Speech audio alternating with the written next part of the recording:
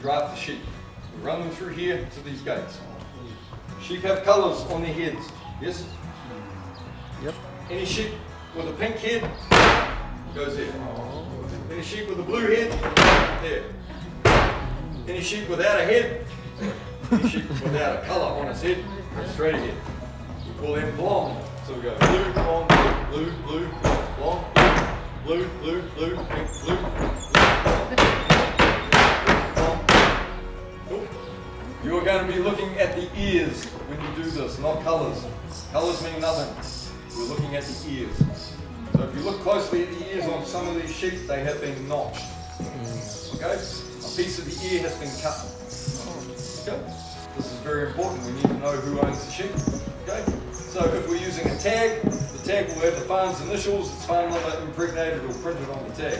The problem with the tag is it can be removed. If someone steals your sheep, they'll take that tag out, put their own tag in.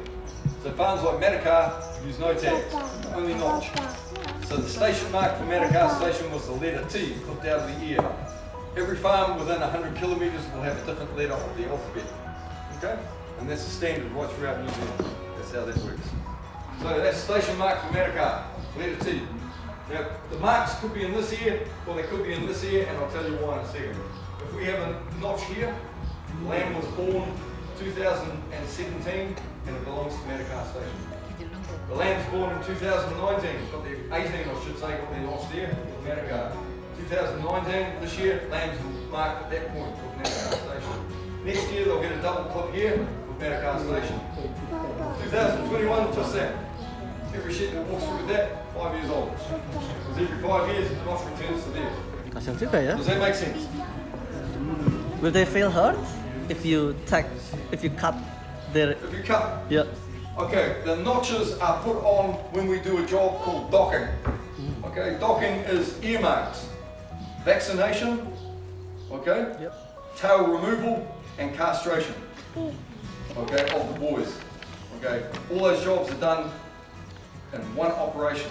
So this ear is hurting, that ear is hurting, and yeah, they walk away, they lay down for 2, 3, 4 minutes.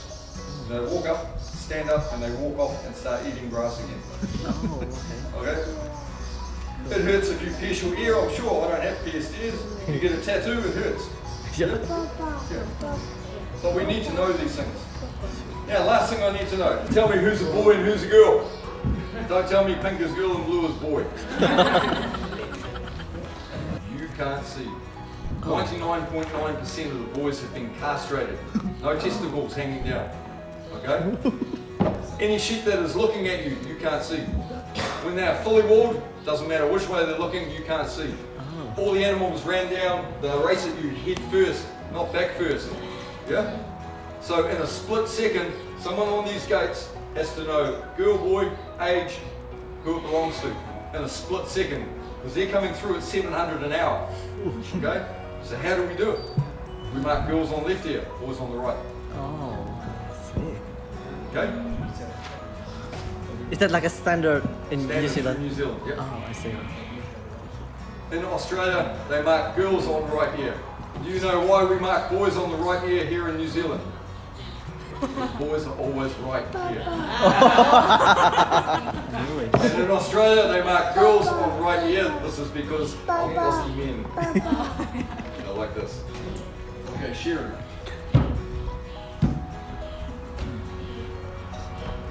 Okay, now I've got a bit of information on this job. We like people to walk in and walk out understanding the massive effort that is about to take place in our country. If you're a professional shearer here in New Zealand, your busiest time of year starts in November, this month. It's called main shear. Summertime, start of summertime, you must get the wool off the sheep, okay, for their health. The guys and girls who will do this job, they will be working 8-hour days, 7-day weeks. Okay, the only thing that will stop them when it's main shear is when it rains and all the sheep get wet. We can't shear wet sheep. But in summertime, we don't often get rain, so they keep moving, they keep shearing. Okay? This is called a handpiece. You need 2 of these when you're shearing. That's called the comb. That sits on the skin and goes through the wool. Everything that comes up through there gets cut. That's because it's really sharp. It's got to be razor sharp to cut wool. When it goes dull or blunt, this pulls the ball out. Powerful enough to do that. Okay? That's going to hurt the sheep, they won't like this. You're going to be trying to push this through the wool and your shoulder doesn't do this for very long. So sometimes we cut sheep when we're shearing, and sometimes we cut ourselves. Cut yourself with this, chances are you go and see someone for some medical attention, possibly stitches. Ooh. If I cut the sheep this afternoon while I'm shearing it, if it needs stitching, that's my job. I stitch the sheep. But most cuts don't need anything done to them, and that is because of lanolin oil, naturally in the skin of the sheep. Right there, yeah. Okay, they walk outside, it rains, they're waterproof because of this. It takes days for a fleece to dry. If they've got a cut, that will heal the cut within 2 days. It will be scabbed over, no problem, no infection, because it's antiseptic, antibacterial. When you're shearing, lanolin oil is a problem because you sweat so much when you do this job. And Camille, you're going to sweat like you've never ever sweated in your life when you shear a sheep for 8 hours a day. Okay, you're going to lose between 8 and 10 litres of perspiration. This mixes with your sweat, goes back into your skin sometimes, not all the time, it causes infections. Now we have to hold the sheep with our legs. Hands are free to shear with, leg holds. You don't want infections up your legs. So 2 thicknesses of denim, shearing pants, all the way up the legs. They filter the oil. By the time it gets to my legs, it's clean. But remember, it's summertime and you are in 2 pairs of jeans for 10 hours a day. Boots, you cannot shear in boots. Boots have a heel, puts my foot off balance, I'll roll my ankle. Steel capped. Yeah. That, steel cap. No one likes sitting on it. Rubber sole, wooden floor, slips, slides on wood. We shear on wood because if I lose control of the animal I'm about to shear, it's going to get back to its feet, it's going to try and run. Okay? So they're easier to catch. So we have moccasins. Every professional shearer has a pair of these. They look fantastic. Fashion, style, very important in New Zealand shearing shed. So the other reason we wear these, if I drop this or it gets kicked out of my hand, hits me there, should stop. Okay? Okay, so business. Very simple. Average New Zealand shearer shears 250 to 300 of these in 8 hours. So they try and shear as many as possible because they get paid per sheep.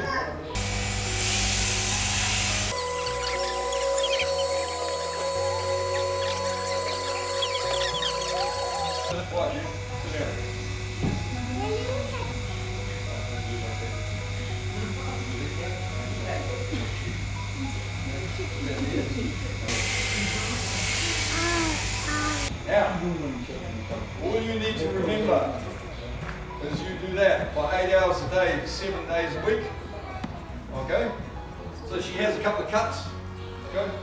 Let's have a look. Right here. Is it bleeding? Look.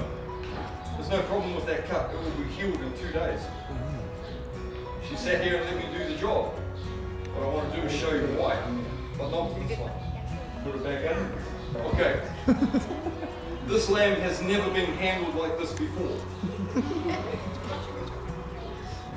Watch that leg.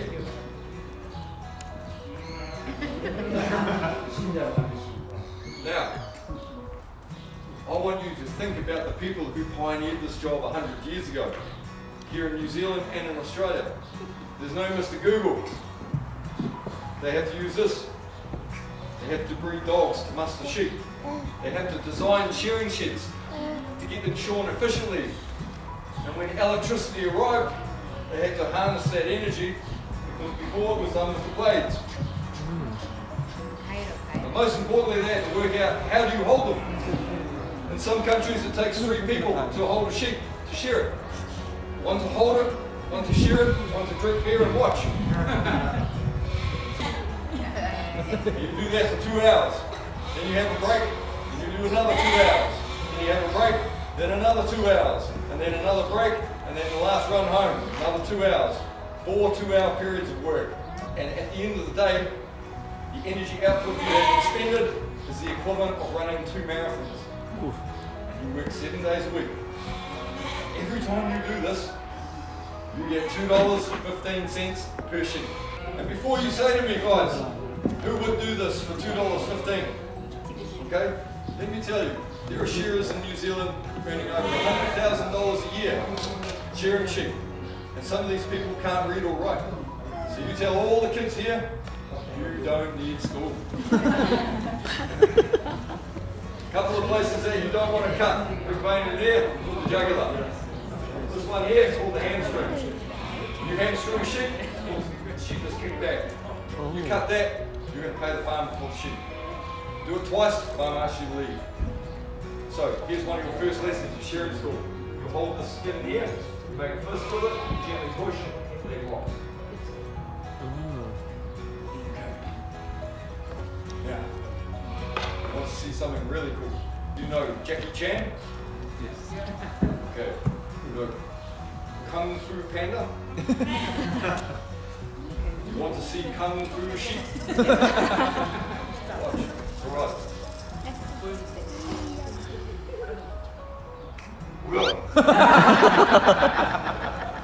Wait. You guys know what Tai Chi is? Yes? Yes. Slow motion Kung Fu. You want to see Tai Chi sheep? Yes. Okay, watch.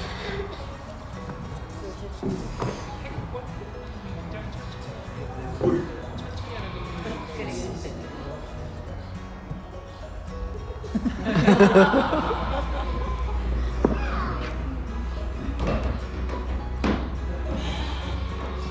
you have any questions?